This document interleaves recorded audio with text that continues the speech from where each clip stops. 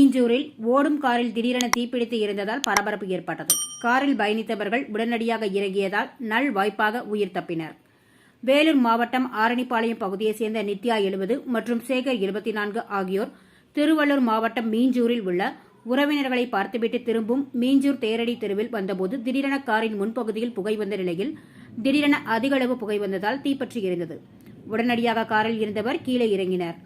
அப்பகுதி மக்கள் தண்ணீரை ஊற்றி தீயை அணைக்க முற்பட்டனர். ஆனாலும் தீ கொழுந்துவிட்டு எரிந்த நிலையில் பொன்னேரி தீயணைப்பு நிலையத்திற்கு அளிக்கப்பட்ட தகவலின் பேரில் நிகழ்வு இடத்திற்கு சென்ற தீயணைப்பு துறையினர் தண்ணீரை பீச்சி அடித்து தீயை கட்டுப்படுத்தினர். இந்த தீ விபத்தில் நல்வாய்ப்பாக யாருக்கும் காயம் ஏற்படவில்லை என தீயணைப்பு துறையினர் தெரிவித்தனர். இந்த தீ விபத்து தொடர்பாக மீஞ்சூர் காவல்துறையினர் வழக்கு பதிவு செய்து விசாரணை நடத்தி வருகின்றனர்.